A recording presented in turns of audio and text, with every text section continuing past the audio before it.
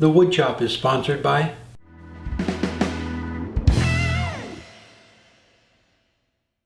Welcome back. This is my maiden voyage for the follow-ups on my Q&A channel. Just think of this as the Wood Chop Lite. This is the smooth jazz side. You can just relax, no pressure. So last week I did the Rainstick. This was the first time I made one of these. It was a fun project. I had a couple nice tips with some friends of ours mentioned doing the funnel in it, which worked out well. I think if I did one again, I would try and change the pattern around for the dowels. It's a nice spiral effect, but you really don't see a whole lot of it. I think I would maybe run another set the other way or something. But it came out nice. It was fun, and I had, look at this. I even have notes and everything. So I have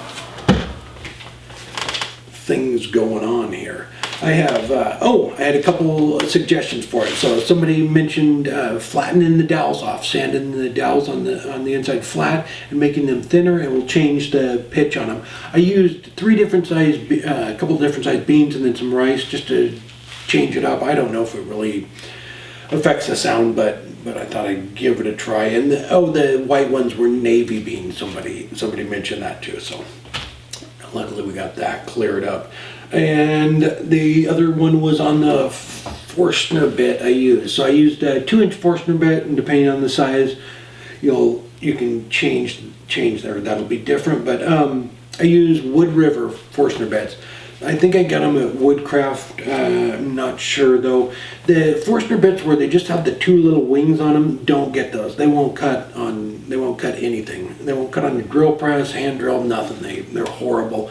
So get a good set of Forstner bits. They're going to last you a lot longer. John Hines has a good video on how to sharpen these, so I'll put a link down below in the description to that video too. And the question was about the speed. So I run it right around 300. Somebody suggested running it around 100. So I just find it cuts better there, but you need to keep it moving. Don't just slowly crank it in, because it'll heat up. So I crank it in a little bit, pull it out, clean it all out, and keep going. And I know it's sped up in the video, and I do that several times to get it cleaned out.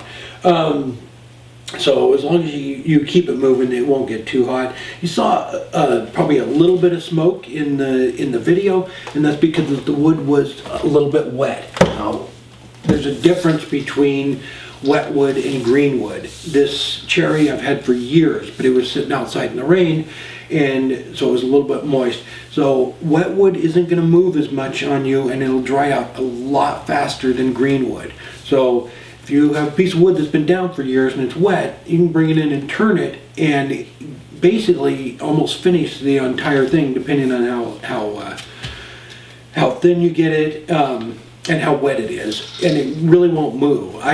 These were wet. I turned them, let them sit overnight, and then glued it together. There wasn't any movement at all. They didn't warp or anything. So just remember that there's a difference between green wood and wet wood. So green wood is going to move quite a bit on you. So that's why you saw it smoking a little bit in the video.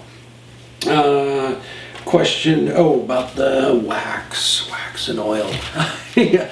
So I'm using Howard beeswax and orange oil, and the reason I switched to this was because the cost. It gives you the same effect as paste wax or the same finish as paste wax and mineral oil, but it costs a lot less. It's I think it's like $7 a bottle, but I had a friend come over to the shop last week and told me he found it at Bi-Mart, which is a local store, I think, and it's $2 cheaper. So if you have an Ace or something, you might check that out. Might be cheaper. I got that at Home Depot, but it was pretty expensive. But it's still cheaper than the paste wax and mineral oil, which is like $10 or $11 a can. And the mineral oil, when I first started using it, I think it was 99 cents, and now it's almost $3 a bottle. So that's why I switched. You get the same finish, but it's cheaper. And the reason I started using it was to cut down on the sanding dust. It eliminates the sanding dust, so it's a win-win. And I like the satin finish. If If you like a glossy finish, don't use it. Use something else, and so you can put, or just dry sand, and then you can put a polyurethane over the top of it. But I love the way wood looks, and I'd rather, you know, see that dull satin finish than a gloss and see the reflection. So that's why I use it. So to each his own. All right, I think that was it on that. Oh, the skew chisel. The little clip, here it is again, just because it's cool. I didn't need to add that in the video on Friday, I just did because whenever you get good shavings, just share with everybody. A lot of these projects, you know, this is the first time I'm doing it, and I'm working my way through it as I'm filming the thing. I've never made a Rainstick before. I don't know the process. I didn't need to bring down, I mean, I needed to bring down the outside of the tube a little bit for the wall thickness so I could, you know, for the sound, but I didn't need to, you know, clean it up and make it look nice, because once you put the dowels in, you can just go, you're going to go right over and sand it again anyway, so it really didn't matter, but I just left it in because it looked good. And I think on the handle I put a tenon on each end in the video, and I didn't need to do that in either. I put a tenon on each end of this, and I was thinking I was going to need to grab it that way too, but I didn't. I just need a tenon on one end, so I would, you know, so you didn't need to do that. And like I said, I have the thing up on Instructable now, and I explain that in the Instructable that you'll need to put it on one side.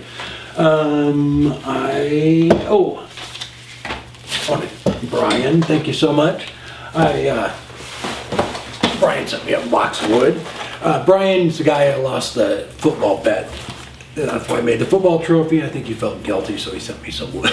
Thank you very much, Brian. He sent me some pictures when he was out harvesting this. It's beautiful, and thank you very much. I will put it to good use. That's some beautiful spalting in that one. He's the guy that made me the Raiders bottle opener too. So thank you, Brian. And I'll put a link down below to Brian's channel too, so you can go check that out. He has some wood turning videos on there too. Okay, what do we got? We got pictures. I'm gonna move back. Look at these. These are beautiful. David sent me this segmented vase. Fabulous job.